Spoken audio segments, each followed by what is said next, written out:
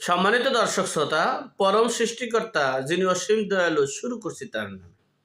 আজকের বিষয় হচ্ছে বিশ্বের ৩ নম্বর জঙ্গি সংগঠন জামাত ইসলাম, এবং জামাত ইসলামকে মার্কিন যুক্তরাষ্ট্র সহ সকলে নিষিদ্ধ ঘোষণা করেছে।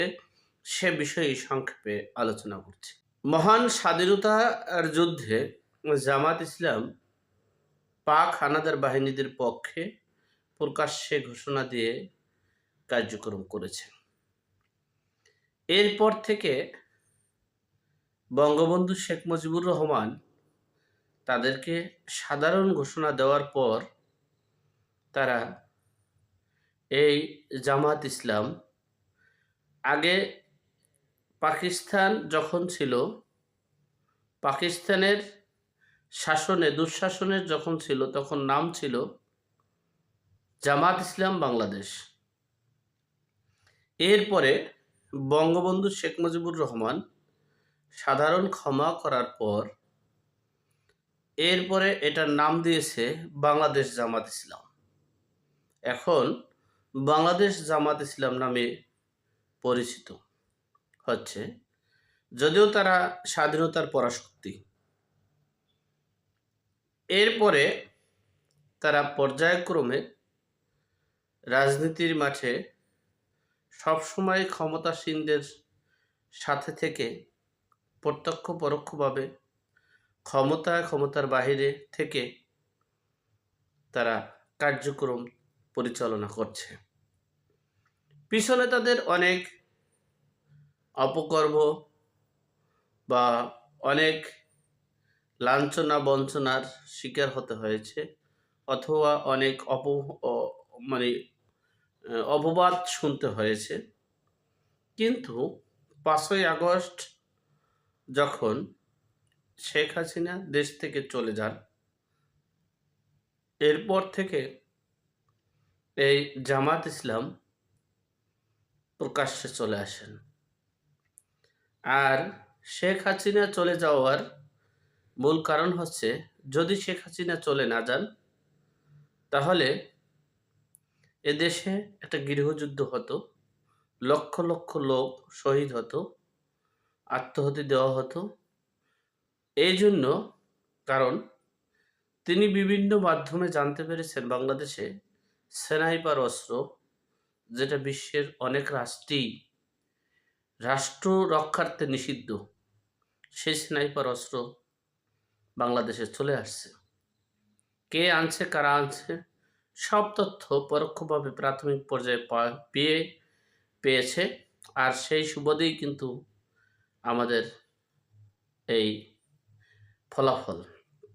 যাই হোক, এরপরে এই জামাত ইসলামের মুখোশ খুলে দিয়েছে প্রকাশ্যে মিডিয়ার সামনে, বিভিন্ন সময় বিভিন্নভাবে প্রকাশ্যে বিএনপি মুখোশ খুলে দিয়েছে।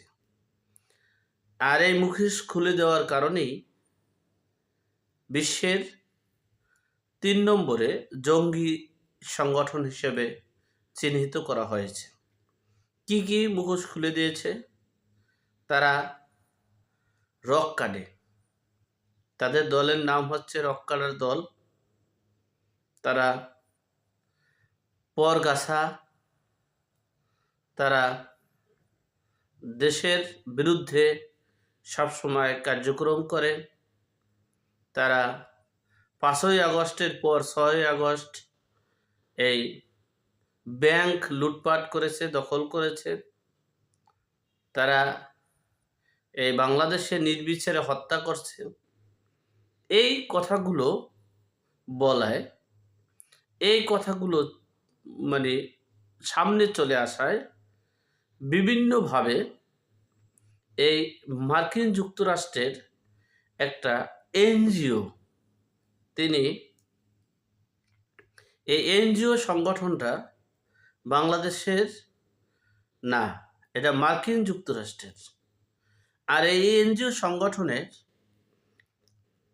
এই বিভিন্নভাবে মার্কিন যুক্তরাষ্ট্র সহ পশ্চিমা রাষ্ট্রগুলো অর্থ দিয়ে থাকে তাদেরকে একটা সঠিক তথ্য উপত্য বিশ্লেষণ করে একটা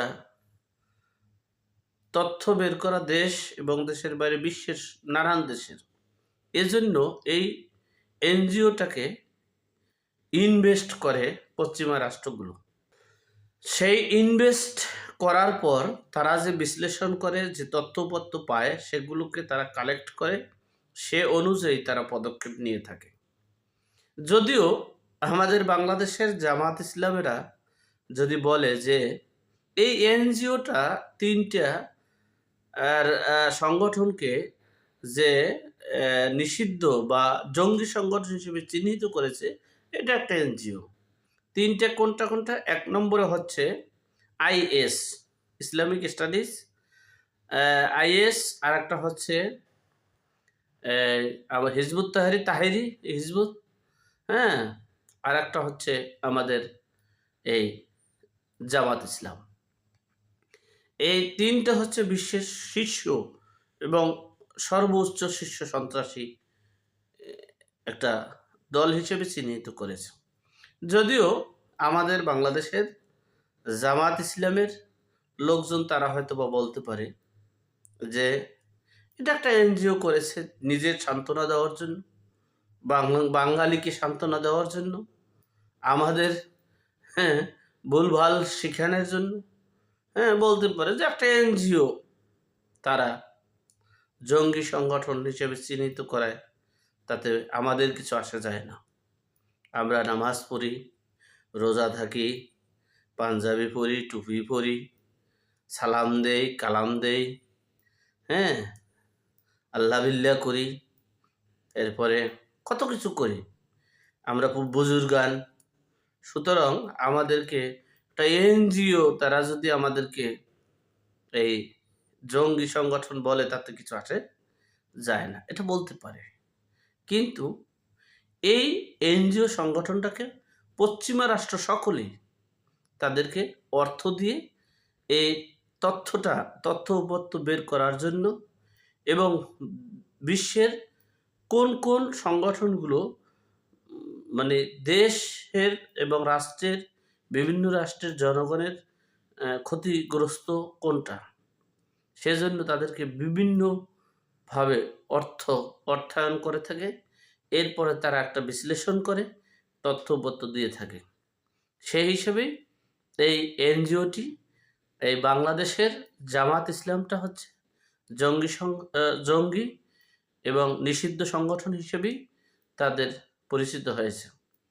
আর এই জঙ্গি সংগঠনের এই 3 নম্বর স্থানে, অথবা মার্কিন যুক্তরাষ্ট্র পশ্চিমা রাষ্ট্রগুলোকে যেহেতু এই উপাধি পেয়েছে তাদের কাছ থেকে, এবং সে উপাধির মূল হচ্ছে বিএনপি তাদের মুখোশ উন্মোচন করে দিয়েছে, বিএনপি তাদের কার্যক্রম উন্মোচন করে দিয়েছে, বিএনপি তাদের সংগঠনের অস্তিত্ব ধ্বংস করে দিয়েছে। আর একটা জঙ্গি সংগঠন বাংলাদেশে থাকতে পারে না। আর এই জঙ্গি সংগঠন একটা দেশের মঙ্গল আনতে পারে না। এই যে অবস্থা করেছে, এটার একমাত্র মূল হচ্ছে বিএনপি। যাই হোক, সবচেয়ে বড় বিষয় হচ্ছে এই মার্কিন যুক্তরাষ্ট্র সহ পশ্চিমা রাষ্ট্রগুলো যে ফোকাস দিয়েছে এই বিশ্বের 3টে রাজনৈতিক দল, জঙ্গি এবং নিষিদ্ধ রাজনৈতিক দল, তাদের কোনো নেতাকর্মীরা হয়তো বা পর্যায়ক্রমে এটা আসবে, তাদের কোনো নেতাকর্মীরা কোনো রাষ্ট্রে ভিসা পাসপোর্ট পাবে না, সেরকম একটা নিষেধাজ্ঞা আসার সম্ভাবনা আছে। যাই হোক, আল্লাহ আমাদের সকলকে সঠিক জ্ঞান দান করার তৌফিক দান করুক। আমিন। আসসালামু আলাইকুম।